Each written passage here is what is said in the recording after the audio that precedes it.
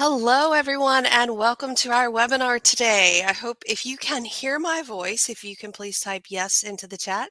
So if you're able to hear my voice and see my screen, if you can type yes into the chat.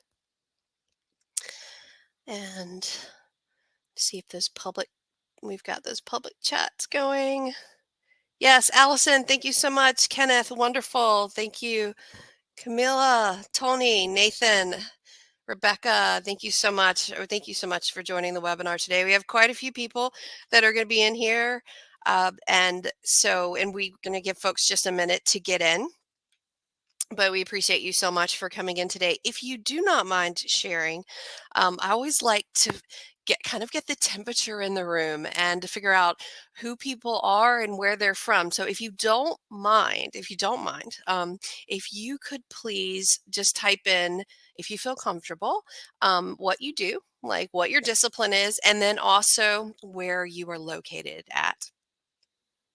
So Nathan, I love that. What am I saying yes to? I just when you heard it mentally, you just typed it in. So I love that. I love that. The herd mentality, right? The herd mentality. I love it. I love it. All right. Excellent. So we've got, and if you don't mind me saying, we've got Erica from Baltimore. Fantastic to have you in. Kenneth, great. Nathan, school psychologist, fantastic counselor, LPC, CA. Got Denver, Colorado, New Jersey, New York City, fantastic. Bakersfield, California, San Diego. Oh, I bet you've got great weather there. I'm in North Carolina, so the other day we were having some like flash floods and tornadoes. So Nicole, therapist at a women's shelter, absolutely love that. CBT in Missouri. We've got Baltimore. That is where ICANotes is founded from and locates from. Fantastic. School-based mental health therapy. Excellent. Excellent. Substance abuse counselor, mental health counselor, New Mexico. Great. Shreveport. Behavioral health. Fantastic. All right. We've got Florida and in Georgia, Rebecca. Wonderful. Wonderful. So we've got folks from everywhere. We've got nurse practitioner in here. Excellent. Sandra, that's great. Kentucky, private practice, New York, abuse intervention program coordinator. Love that. An MSW grad student. Great to have you in here, Melissa. Adriana said we're still freezing in California. Oh, freeze warnings due to 20. Okay. All right. Not my jealousy is dissipated a little bit, so that's good. I appreciate that. Knoxville, Tennessee, fantastic. Fort Wayne, Indiana. Mary Jo, great to have you in here. Sandra, Greenville, North Carolina. That's fantastic. I'm in Charlotte, North Carolina. So great to have you in here. Karen from Columbia, South Carolina. Excellent. West Palm Beach, Florida. Okay, now I'm jealous. West Palm Beach, Florida, but at a charter high school. Fantastic to have you in here. That's great. Mandy from North Carolina. Excellent. We have an array of disciplines in here and folks from all over, and that is absolutely wonderful. So thank you so much for joining today. Now, I do want to tell you in full transparency, Don Morrison, who is kind of our ACT specialist, he is very sick. He has COVID, and at the last minute, he had to make a decision to cancel. He was so sick that he was not able to do this today. And I know a lot of you have scheduled a time out of your day. So we're going to continue with this webinar, but we're also going to reschedule this webinar as well. And we're going to give you a bundle that you can use for like your social media. If you like to post things on Instagram, Facebook, whatever social media is your fave, we are going to give you a bundle that you can post on there of kind of ACT little blurbs for your social media if you like to do that. We also have handouts. I have handouts for you here today, and we're going to be providing you more handouts for your clients. But I'm going to take over the reins and I'm going to go over ACT, and I'm going to do it with what my focus is on a more strong focus on research that has been done in ACT, which I think will be really interesting. Now, today, as with all webinars that we do at ICANotes and all webinars that I do, I'm going to encourage participation because I want to talk. I don't want to talk to you. Well, I want to talk with you, right? A lot of webinars people get in and they really just kind of talk and they share information, which is great. But as you can see from the chat, We have a wealth of clinicians with amazing backgrounds, and so I would really like to ask questions and have you guys participate, because I think people in webinars, there's so much knowledge in this one room right now that you participating is going to be helpful for other people, and you have ideas that are going to be helpful. So please feel free to do that. So um, we are absolutely rescheduling. So if you're not feeling, I'm going to go ahead today, I'm going to go ahead and take the reins on this one and go forward with the information that we kind of prepared together. But we are going to be rescheduling kind of a more advanced, in depth, and mine is going to be a little bit more research focused. But we are definitely going to talk about ACT, and I want to just go over some of the things that we are going to talk about with the acceptance and commitment therapy. We know it's referred to as ACT, and it really emphasizes thoughts and emotions that can be distressing for individuals, yet they're just merely facets at the present moment. And we all know that stress is inherent in the human experience, right? I was stressed when Dawn canceled today. So, but it doesn't actually encompass the entirety of it. And so, this is really an essence of acceptance. And so, identifying these emotions that can be challenging and really prompting the incorporation of mindfulness activities that includes meditation and breathing exercises and other techniques that heighten the awareness are kind of the center of what we are going to talk about today. So James, you said you're here to learn about it, and we are going to definitely talk about it. Now, one thing that I really love about ACT, and we're going to talk a lot about it, is individuals are really encouraged to pinpoint their core values, which is a function as a guiding force in addressing challenges they're facing. And when these behaviors align with these values, committing to the challenge can be more manageable. And we're going to talk about an array of studies that really prove this to be true. But in the essence, when you have consistent practice and you confront these difficult situations and emotions like sadness and anger, that can really lead to a transformation as far as how your clients or your patients or individuals really choose to act in congruence with their values. So, and we can talk about like someone grappling with concerns about the body weight. I know that's something for me. I'm always, that's something I'm constantly thinking about, especially over the holidays. I kind of overindulge, as a lot of folks do, right? But the initial steps really involve acknowledging and managing those thoughts and feelings related to weight, and focusing really on the values associated with what's the healthy lifestyle that I want to have. And that really could lead to a commitment on your body, mind, and spirit, rather just fixating on those numbers that you see on the scale. So now, if you were like me, a lot of people kind of struggle with weight. That's what makes the things right now like Ozempic so very popular on the marketplace. There's a huge surge in that. So, and there are some core concepts of ACT that we're really going to talk about, and we're going to get into the evidence-based. um, because I love studies. I love when we have clear, concise data. And there are a lot of studies out there, but not all studies give you clear data. A lot of times those studies you see at the very end of the study, more studies are needed on this, right? And so we're going to talk about some of the studies that are actually give really good data, and what those studies kind of look like. And then we're going to talk about implementing ACT into practice. So just paving a way for positive change. Okay. Now, I like to always talk about the history of things, and it really ACT emerged in the 1980s. Stephen Hayes is a psychologist, and he had multiple colleagues like Kelly Wilson, and that can really be the origins of acts can be tracked to behavioral therapy tradition, like, and really specifically within the framework of CBT. Now, how many Stephen Hayes fans do I have in here? Patricia, thank you so much. I appreciate you. So that's wonderful. So if you're a Stephen Hayes fan, you can absolutely acknowledge that. Now, there are multiple options for chat. We have QA, which I don't see as readily. So if you have a question, don't hesitate to ask it in the public chat. We also have a private chat where you can just private message me. Maybe you have a question or want to ask something or you want to say something and you don't want everybody to see it. So just use that private chat, okay? And so that's an easy way too. But public is great as well. And so I have Alan and Janelle and Brenda. Fantastic. Yes, Stephen Hayes fans. Absolutely. I'm a bit of a fangirl myself.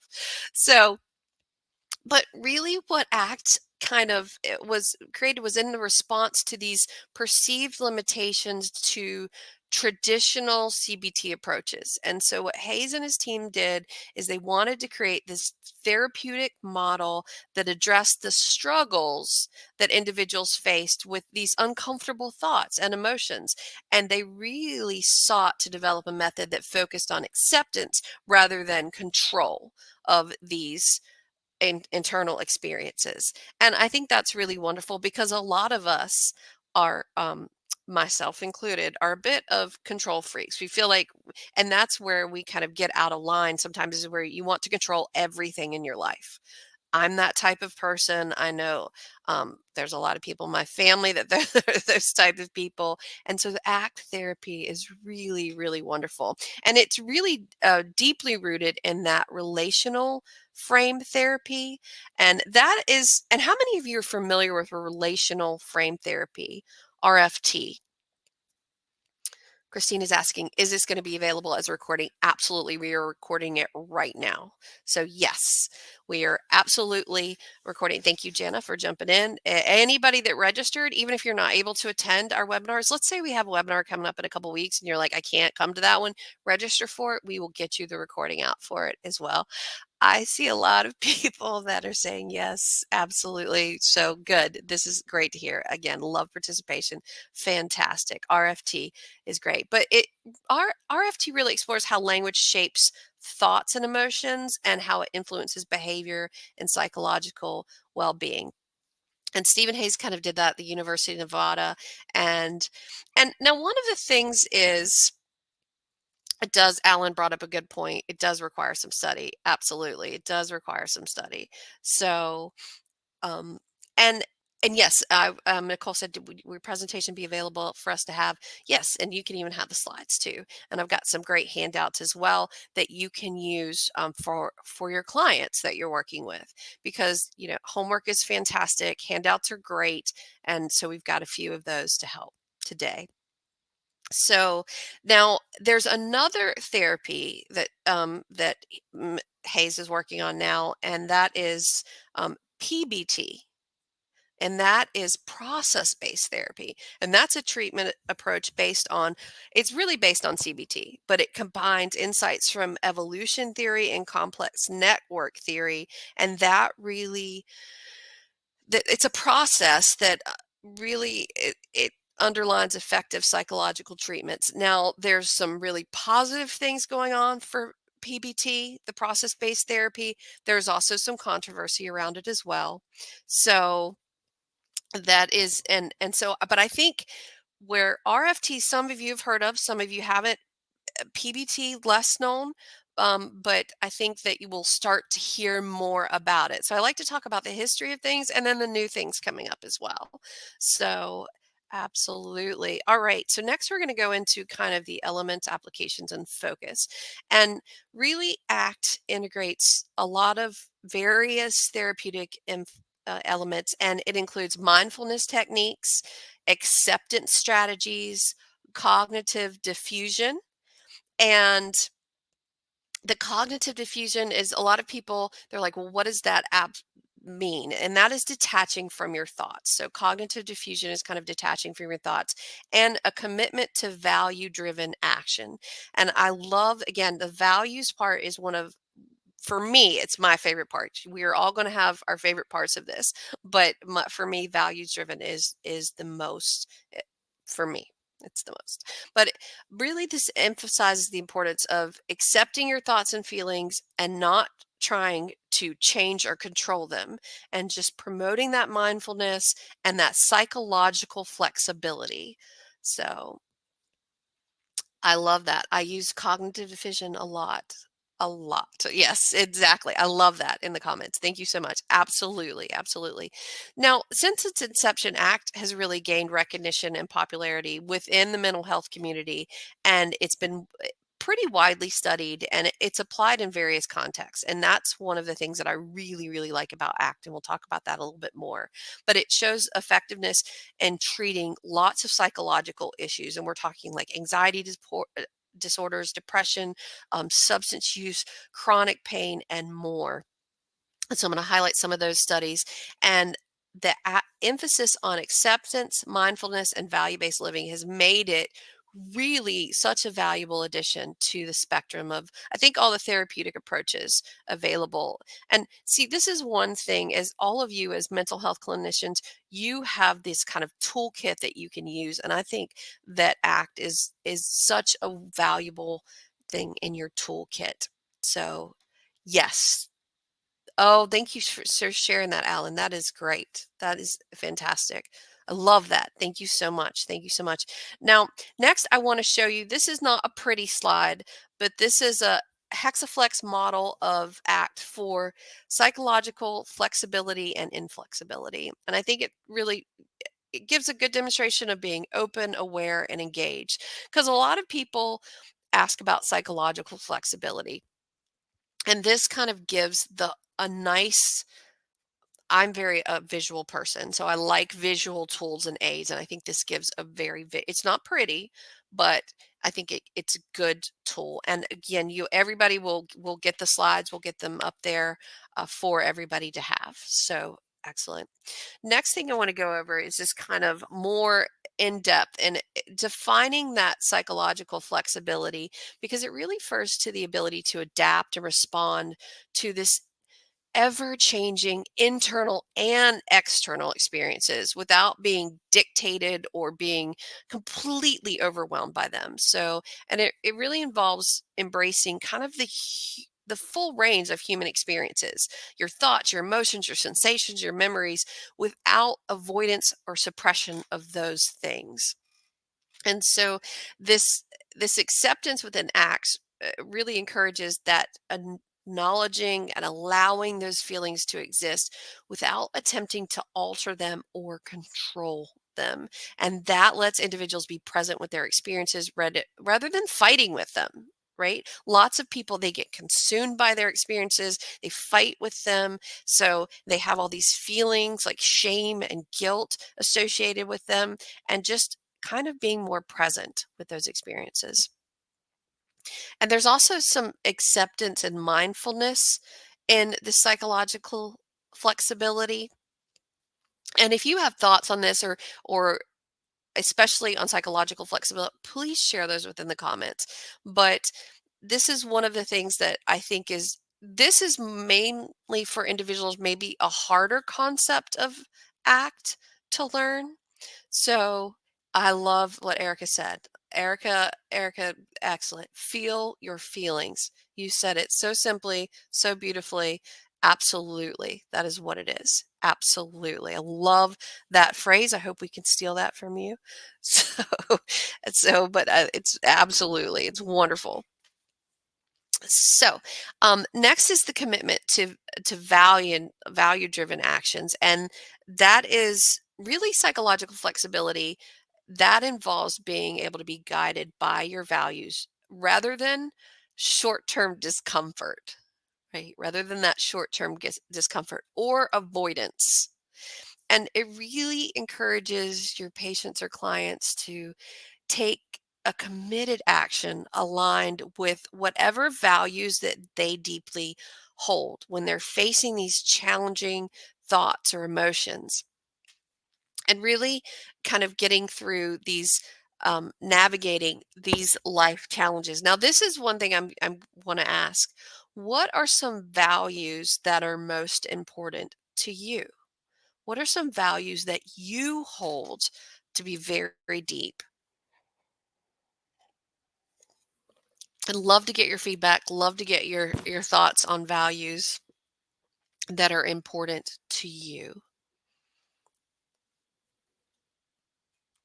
And listen, it's kind of a perplexing question, right? Because you have to stop a minute and think about, what are my true values? And that's the key to this, is to getting your folks to think about what their values are.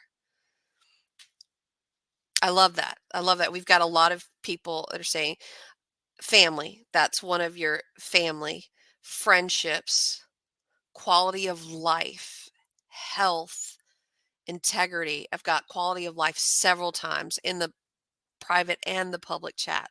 That's fantastic. Accountability, not falsifying data, being honest with each other, and transparency. Honesty is definitely, I would say, in my value set. I love that. Being genuine, authenticity, faith, honesty, respecting each other, family. We're seeing a lot of family, honesty, faith, family. This is wonderful. Compassion, authenticity, time with the family, wisdom, wisdom. I love that. Gratitude, empathy. Yvette, fantastic. Empathy, taking responsibility, taking responsibility.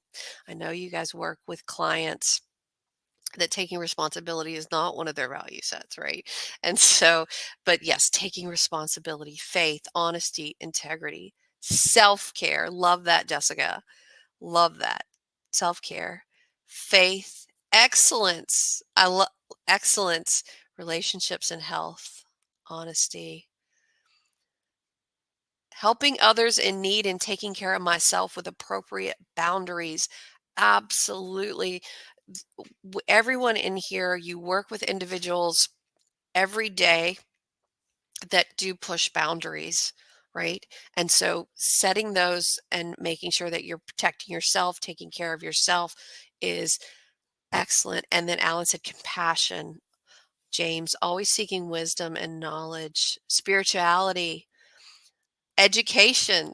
That's fantastic. Faith, community, honesty, genuineness, vulnerability. Oh, I love that.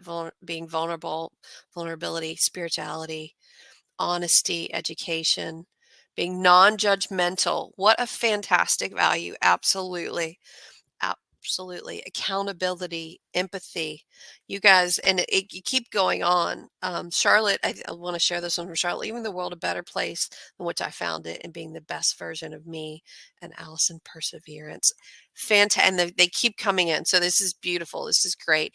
Excellent, excellent values that are so important. And really, the core of ACT is commitment to a value driven action. And the first step is knowing what your values are, right? And determining those.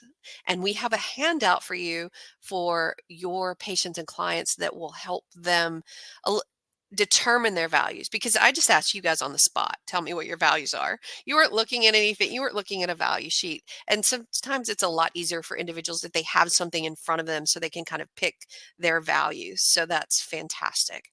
So wonderful, wonderful. So the next one is navigating life's challenges. And that could be that psychological flexibility that really empowers folks to navigate all the adversities they face and all those challenges, and to do that with resilience instead of being held back by discomfort or distress, and kind of moving forward in the pursuit of truly what is important to them, what matters to them. Now, we also have enhanced well-being and adaptability, and that's really kind of the well-being fostered by more of an open and flexible approach to experiences, getting less entangled in our thoughts and emotions. That's something that happens to all of us. We all get caught up in our own thoughts at times. And then also, um, we want to talk about the the transformation and growth. And this is the really the cultivation, I think, of psychological flexibility, because it serves as a catalyst for us for personal growth and transformation. And it really allows your clients, yourself, individuals around you to break through from these kind of habitual patterns that we have, because that's what a lot of us get caught up in, is patterns, right? And we respond to life in a way that that really aligns with our values, that fosters meaning to us, and also can lead to that transformation, that growth, and that sustainable change. Now, I want to talk a little bit about embracing internal experiences. This is this is really kind of this encapsulates the profound notion that you're willing to embrace and acknowledge your internal experiences without, and what folks said in the chat, Mary said it, without judgment, right? Or attempts to control or to change them. And so this facet of ACT is really fundamental, and it's transformative in many, many ways, because we acknowledge individuals to recognize their own thoughts, their own emotions, their own sensations, and even those memories, and to exist in them without any resistance, right? Instead of trying to fight or battle with them or suppress them, all of these, we we're helping individuals acknowledge them as these are natural and these are valid parts of the experience that you have gone through. Now, in thinking about that, I want to, and James is saying audio and video is gone. I just need to do a check really quickly. Do you guys still have audio and video on me here? You still see my slides? Still hear my voice? Uh-oh. Yes, okay. Lindsay, thank you so much. All right, fantastic, fantastic. All right, Angela, thank you. Fantastic. Okay, great, great, great. Can someone help this gentleman then? James, Jana, or one of those folks. All right, all right. Thank you, James. All right, fantastic, James. We're glad to have you back. So no one left behind, James. No one left behind. Okay, so we are going, I really want to, when we're talking about acknowledging thoughts and emotions, I want to just step back to that for a minute. And what are some things that you say or verbiage that you use with your clients or folks that you're working with to really help them recognize these thoughts or emotions that they're feeling, and to not try to fight with those, not going to battle with those? What are some verbiage that you use with your clients to kind of help them? And as we're talking about that, I'm going to kind of move on to control strategies, and we're going to talk a little bit about that. But I think it's key because everyone, again, we have such a large group of individuals with such a wealth of knowledge in here. And I think it's great if we all share in things that we do. Ooh, I love the wave analogy. That's used a lot in ACT, and I love it. Allison says, ride the wave. Love that. Yes, ride the wave. Charlotte says metaphors like waves in the ocean coming and going. Exactly. Exactly. So, Erica, oh, let's sit there for a minute. Let's sit in this. App, fantastic. Allison says, feel it to heal it. Oh, I love it. I love it. Feel it to heal it. James, use the serenity prayer. Good for all, not only for AA. I agree with you. I agree with you. The serenity prayer is fantastic. Nicole says, I asked them to journal and keep a tally of how often they have those thoughts and acknowledge them. Journaling is the one of the best things that you can do. A lot of folks feel like it's overrated. I do not. I think journaling is absolutely amazing. That's wonderful. Alan said, drop the rope. Love it. Drop the rope. Love it. Camilla says, I often have to differentiate for them thoughts and feelings. Most often it's slowing them down. Yeah, they want to speed past that. Exactly. Well said. Well said. Darlene said, how was that for you? Your thoughts are your thoughts. They are not who you are. Oh, beautiful. Beautiful. Love that. Absolutely love that. Alan said his chessboard metaphor. I have seen that there. I have seen that. Absolutely. Mary, name it and claim it. Name it and claim it. Love that as well. And Melissa says, I ask, where are you feeling this in your body right now? Oh, good one. Melissa, fantastic one. These are all absolutely wonderful. I'm going to tell you what, these are so good. I'm loving this right now. You guys, you have amazing ideas, and I'm so happy that you're sharing them with each other. I feel like if it's okay with you and you give me an okay in the chat, I'd love to create a list of these because I think they're amazing, and kind of share those. If you don't mind, I'd love if you say no, that's mine, because you've got some good ones in here, right? Some of them I'm familiar with, some of them I'm not heard, and they are fantastic. So if you're okay with that, love to share this list with individuals because I think, again, it helps all of us. It helps all of this. So Nicole says, I let them know during the session. I asked them to let all out to me, and we process how much of this is true. I love that. I love that. And I always recommend journaling. Yes. Yes. Oh, Jody, the revealing of the feeling is the beginning of the healing. Ugh, y'all have excellent ones. Excellent, excellent, excellent. The emotional wheel, Mary, I've seen that one before. I really like the emotional wheel. Stephanie says, sit with your emotions. Feelings can't be wrong. The only way out is process, not perfection. Got to feel to heal. Oh, I love, what is the age of this feeling? Love that. So fantastic. Charlotte says, I would recommend incorporating art. Love art. So absolutely. I will get a list of this.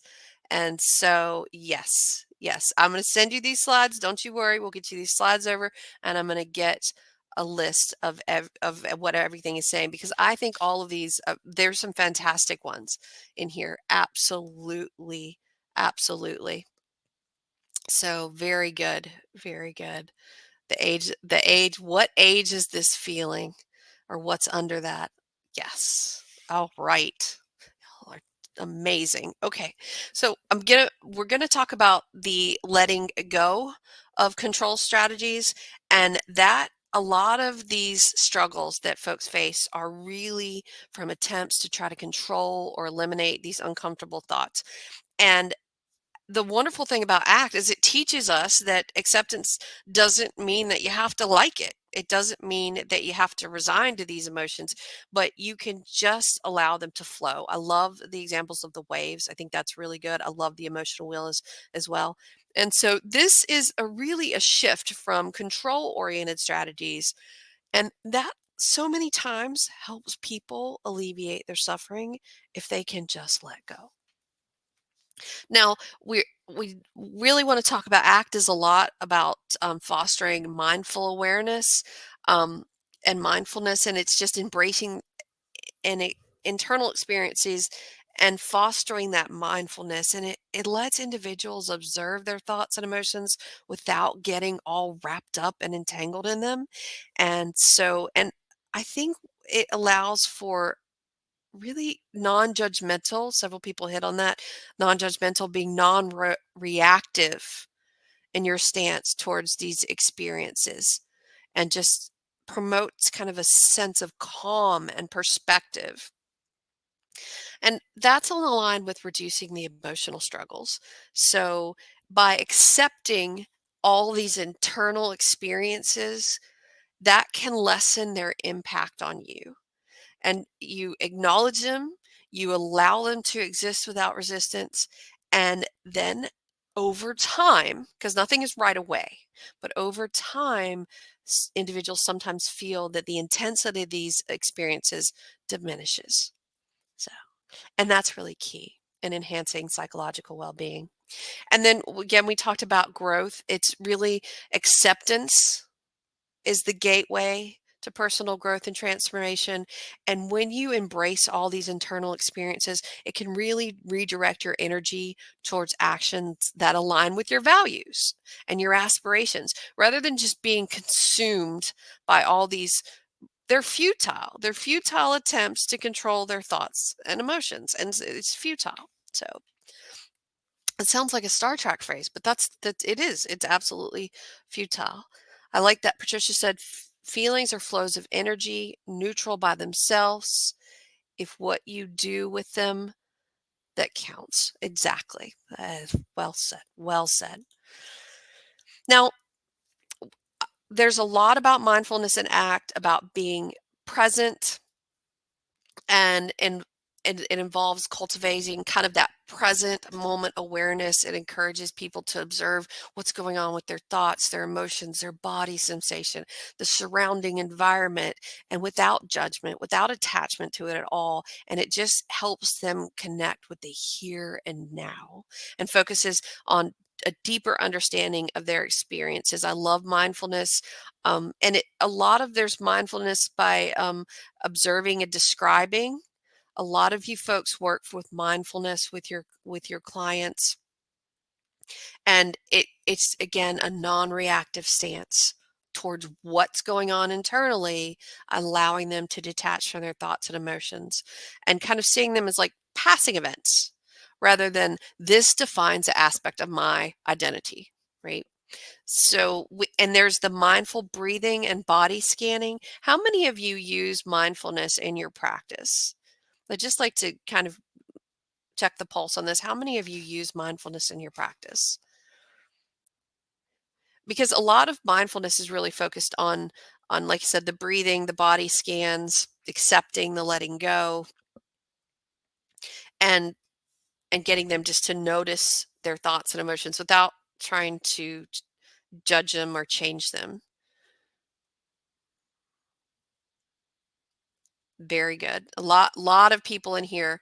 I think Nicole made a good point. You said I do it if they can participate in it because the look, not everybody can do it, right? So Patricia says I use it indirectly. Absolutely, absolutely. So lots of mental health clinicians really encourage clients to incorporate this in their daily routine, right? And it can be brief mindfulness like exercises. You can do mindful breathing, observing sensations, um, doing routine activities, fostering really the habit of present moment awareness. So, and it does depend on the case. Absolutely. It depends on the case as well. So, Rebecca says five senses. I love the five senses. Absolutely. Absolutely. I will tell you that I developed an instant family about 5 years ago. Some of you, I see some people laughing in the private. Yes, it's a family, and so but I'm very blessed to have a 9-year-old and now a 13-year-old and getting in control of their emotions even for children is easy to do now. With the 9-year-old, when he was like 6 or 7, we couldn't get through all the five senses, but we could get through three of the senses just to think about what's going on and to appreciate moments like that. And so it's really, even for children, it's really good.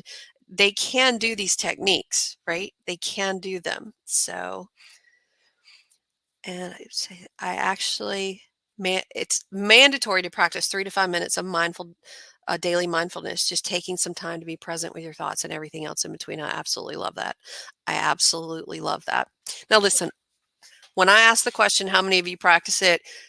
A lot of you said yes, right? A lot of you said depends on the case, depends on if they're able to do it, but all of you know how to do it. I'm getting this sense of mindfulness in there. So, and that's why I like to ask a lot of questions during my webinar because I want to tailor the webinar to the individuals in the webinar. So when we talk about being present and being mindful, we're not going to do necessarily a mindfulness activity, but I think it's really important that we do this. So we're just going to do something really, really quickly. Karen brought up a good point. All your ADHD clients, they have difficulty doing this, right? My children love it as well. Yes, it's fantastic. But if you have certain client base, or especially if that is kind of your client population, there may be difficulty. But I want us to do something now. Okay, I want us as a group. I love for you to participate in it. It's not so much about mindfulness, but it's a little bit about focus. It's a little bit about focus. So, and so it's going to be easy for everyone to do, but I want everyone right now to look around your room. Scan your room really quickly. Scan your room. Scan your room, and I want you to look for everything where you're at, whether it's your office, it's your room, if you're in the coffee shop, on your phone, wherever you are. I want you to look for something blue. So right now, just look for something blue. Just look for blue, look for blue, look for blue. Just look around your room right now. Look and see where you see blue. All right. Look and see where you see blue. Have you found the blue things? If you found the blue things, that's great. Okay. Now I want everyone, just really quickly, close your eyes and then tell me. April says my whole room is blue. Tell me with your eyes closed. Do not open your eyes. It's very important right now. It's a trust issue because, like, we don't really like to close our eyes for extended periods of time, right? Especially if you're in a public place. But I want you to tell me what you saw was red. And I know all of you are thinking, wait, you didn't say look for red. Some of you are trying to think in your mind, you're trying to find probably burgundy and like make it red, right? Because you told me to look for blue. Keep your eyes closed. And I want you now open your eyes. Right immediately, you're going to see the red things. Who sees red now? Who is like red is standing out and glaringly obvious? A lot of people, right? So it's truly, this is what I'm talking about mindfulness, but more of our focus, and it's what we focus on. So every single person in this webinar, you found blue, right? You found blue, but when you went to school to help people, and and what I'm trying to say is every single person in this webinar, you guys are here trying to learn more about things that you already do to help you be better and taking care of people. And you're so focused on taking care of people that often in your life, you leave little time for yourself. Because clinicians tend to always focus on what they can do better, but really you need to focus on how wonderful you are for dedicating your life to others and giving your life and giving yourself to other individuals. And so you focus on the blue, on what you could see do better, but you don't think about the red of what you're already doing and what you're already giving.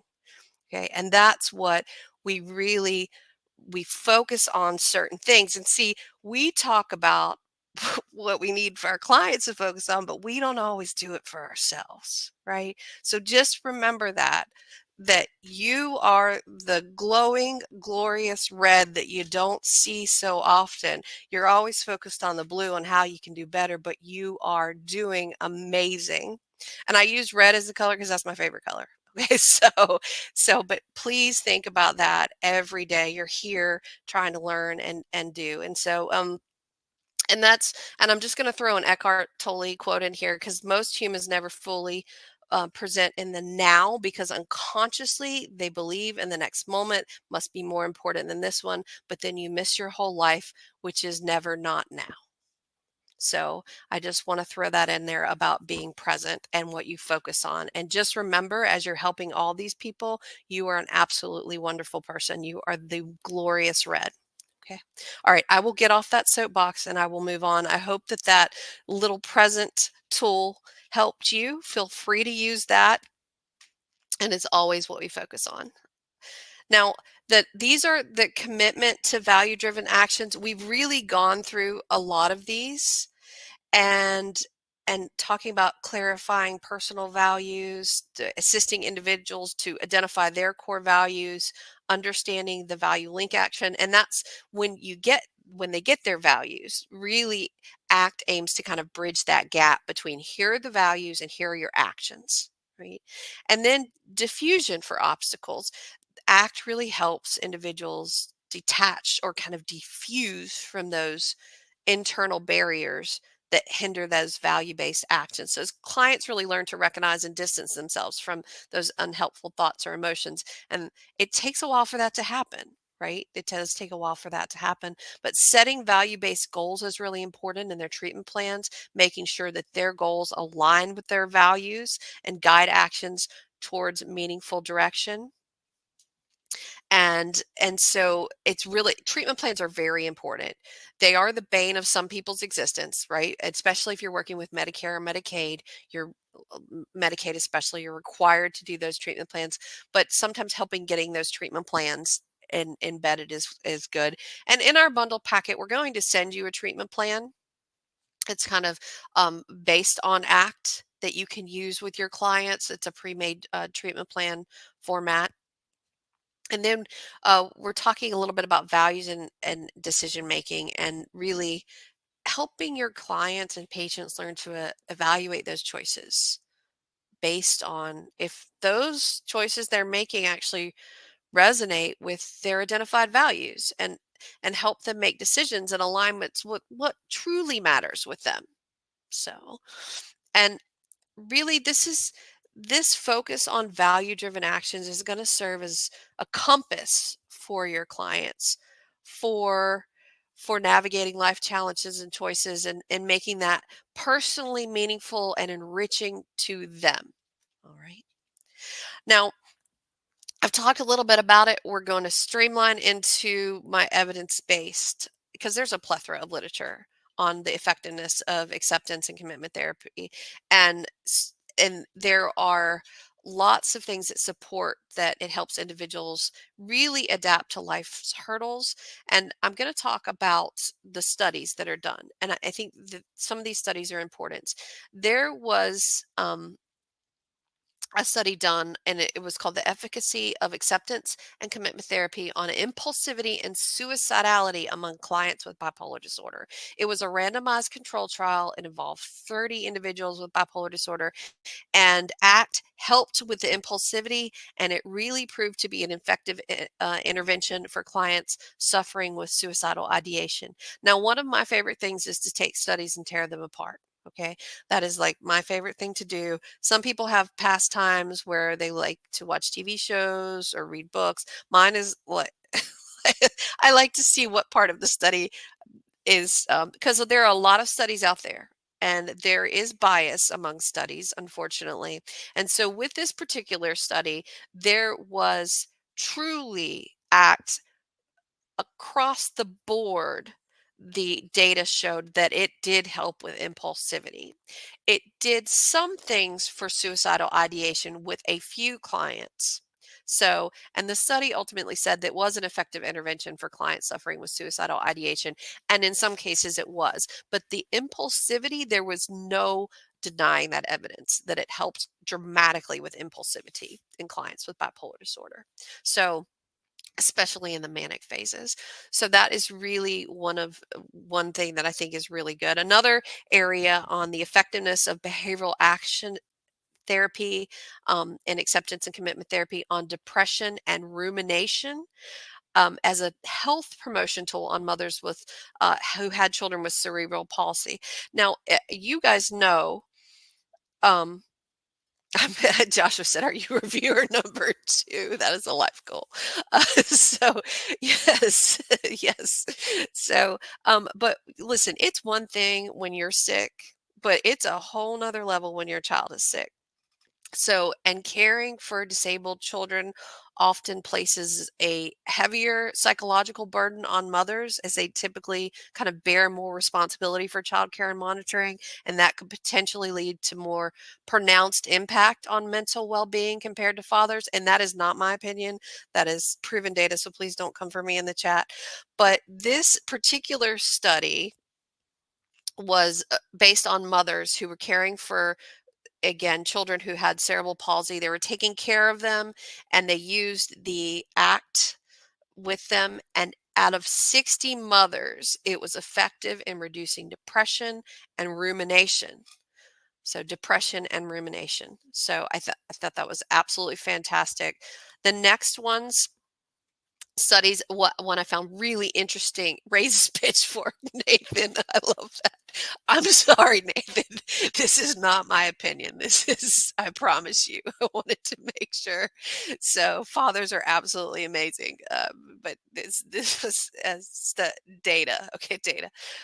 One I found interesting, and I think folks that I saw a lot of folks in here that are dealing with substance use, and so there was one on methamphetamine use, and there was a preliminary randomized control study of CBT and ACT. And so, I kind of like to see those therapies and studies not pitted against each other, but a comparison. And it said that although ACT didn't really improve treatment outcomes or attendance compared to CBT, it was definitely a viable alternative to CBT for methamphetamine use disorders. I thought that was very interesting. And ACT is used in all kinds of things. We're thinking of more of the mental health spectrum, but there was also a study on chronic low back pain, and there was a new therapy that they kind of introduced, and it's basically physical therapy, but also has ACT commitment therapy, meaning they trained physical therapists to do ACT, and they compared it to regular physical therapy. And the folks that had physical therapy with ACT therapy showed significant improvements in their disability, their physical health, and their functional ability, okay, after 3 months. So that's really promising in folks that are managing persistent chronic pain.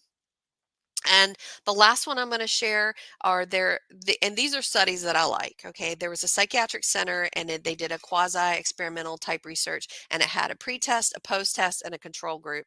And there were 30 people. And again, there's experimental and control groups. Those are my favorite types of studies. And they used research tools that were also evidence-based, like the Beck anxiety and depression inventories, whose reliability and validity have been confirmed in several studies.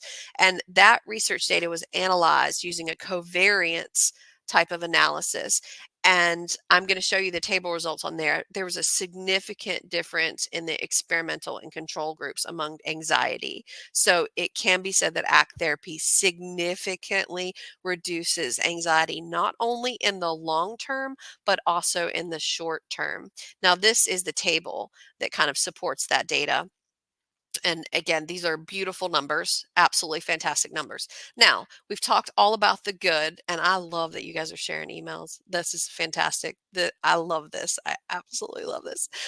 But let's talk a little bit about the skeptics. We've got to talk about the skeptics because they're out there, right, on evidence-based skeptics. There is a Shane McLaughlin and Brian Roach, and they wrote that their paper was ACT, a process-based therapy in search of a process. So, and they had some concerns, and we'll just talk about them really quickly. One, they said, as far as a relationship with relational frame therapy, they asserted that the relationship between ACT and relational frame therapy really lacked proper substantiation. That is what they are saying. That is a them thing. That is not a me thing. Validity of measures. There's many studies at ACT's core process, but they say that they have used invalid measures. Again, they're saying that, not me. And then there is the value clarification. They feel that limited research exists on how to help individuals effectively clarify their values initially.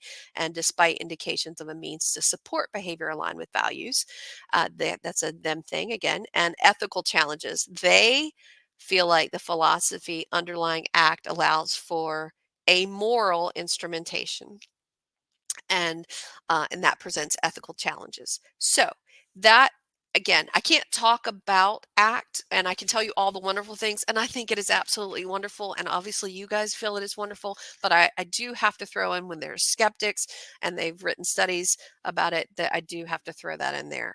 It's only fair.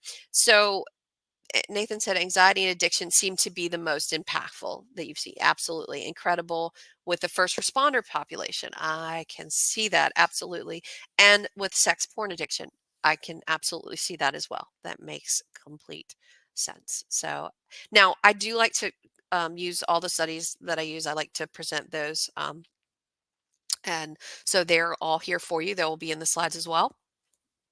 And then I want to talk about implementing it. And I know we're running out of time, so I'm going to be very quick. And I appreciate you guys hanging in here with me. But the values clarification exercises, again, help clients identify their core values. And we have a handout on that. Techniques, again, the mindfulness scripts, there's breathing exercises, there's body scans, all of these things that you can do. There's diffusion strategies. The metaphors that we talked about, you guys gave great metaphor. I like leaves on the stream visualization to illustrate detachments of thoughts. I'm not sure if you guys are familiar with that, but leaves on a stream is a beautiful representation of that. And then committed action plans. These these are kind of your SMART goals that we're talking about, and value-based decision making. This is really going to help value focus kind of questionnaires. We have one of those for you as well. And ooh, Nathan, I like quicksand metaphor. Love that one as well. Absolutely. Employ metaphors. So there's the tug of war. Someone used that, or I saw that was in private chat as well. And passengers on a bus for observing thoughts that can aid with comprehension. So tug of war for avoidance, and passengers on a bus for experiencing and observing thoughts. Those are fun little metaphors. And then also exercises to explore fusion process, like using word repetition, labeling, visualization for diffusion.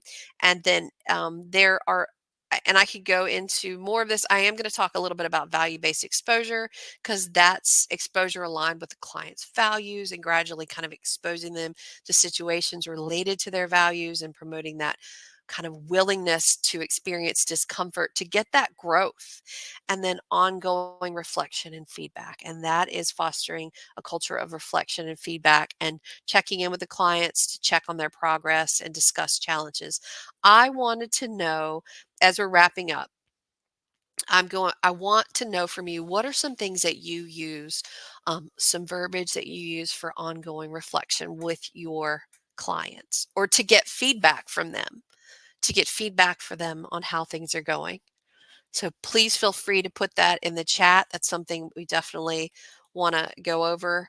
I do want to show you, I'm going to take the past 4 minutes, and we're just going to go over ICANotes really quickly and what ICANotes is. And James said he saw this on the one hand, life is paradox. So, oh, Christine, thank you so much. Thank you, thank you. So I love that. I love that. Thank you. Charlotte said, Marie, thank you, Christine. Sticky notes, what stuck on you? Lo- yes, that is fantastic. Fantastic. I'm going to show you ICANotes really quickly. We are the ones that sponsor the webinar today. ICANotes is a behavioral health EHR. We are one of those EHRs where we're tailored to behavioral health. We have a practice management system in there. You can do billing, you can do scheduling, you can get online payments. And so, well, one of the things that makes us a little unique compared to other EHRs is that we help you write your notes. And so one of the things here is I can go in, I'm just going to, we picked anxiety, so I can go into anxiety, but we also talked a little bit about depression, and I can go in and say the client has depression and it's present and it's chronic. And then I could talk about some of the things they're having crying spells, and maybe that symptom is present, and they're having fatigue, and that's present, and they're having sadness, and that's absolutely present, and feelings of worthlessness, and that symptom is present. And then I could say, as far as suicidality, they're not suicidal, and their denial is convincing, because that's important jargon that you need to use.